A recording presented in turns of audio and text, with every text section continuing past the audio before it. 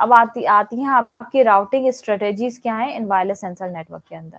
So let us see the कौन सी strategies that we can use. So आपका यहाँ पे क्या हो रहा है, आप इसमें इस वाले टॉपिक के अंदर दैट आपका राउटिंग स्ट्रेटेजीज इन वायरलेस सेंसर नेटवर्क वाले में कि आपने अब आपकी जो है स्ट्रेटेजीज देख रहे हो। तो the WS routing problem presents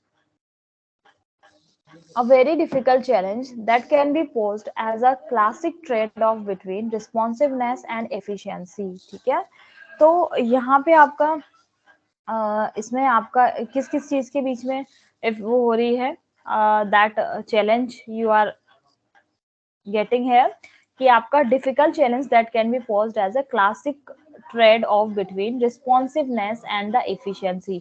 मतलब अगर आप एक पैरामीटर का ध्यान रखोगे तो दूसरा पैरामीटर क्या हो जाएगा, डिग्रेड हो जाएगा। So this trade off must balance the need to accommodate the limited processing and communication capabilities of sensor nodes against the overhead requirement to adapt to these.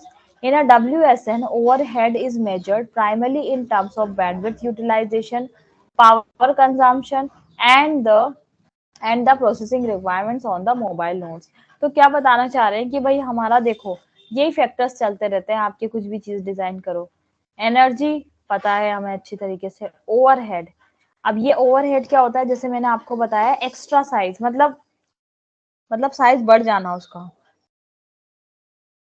या फिर आप कम्युनिकेशन का एस्टेब्लिशमेंट कर रहे हो दो नोड्स के बीच में, तो उस केस में आप क्या करोगे कि जब भी आपने एस्टेब्लिश किया है तो उसके लिए भी आपको एक्स्ट्रा मैसेजेस की जरूरत होगी, है ना। जैसे फॉर एन एग्जांपल हमने RST CST मॉडल पढ़ा था, उसमें आप क्या कर रहे थे, पहले लिंक एस्टेब्लिश कर रहे थे ना, कुछ मैसेज सेंड करके RTS भेजा, सॉरी RTS है ना, reset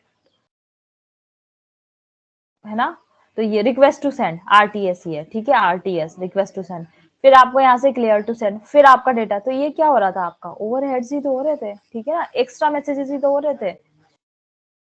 Finding a strategy to balance these competing needs efficiently forms the basis of the routing challenge. Furthermore, the intrinsic characteristics of wireless network gives rise to the important question of whether or not existing routing protocol designed for an ad hoc network are sufficient to meet the challenge. ठीक है, so routing algorithm for the ad hoc networks can be classified according to the manner in which information is required and maintained, and the manner in which this information is used to compute paths based on the acquired information. So three different strategies हैं, proactive, reactive and the hybrid। ठीक है, तो ये आपकी तीन जो है वो different strategies हैं, routing strategies हैं that you will use to design, मतलब to आपका यहाँ पे जो भी आपका routing protocols का जब भी डिजाइन करने जाओगे तो ये होगा, ठीक है।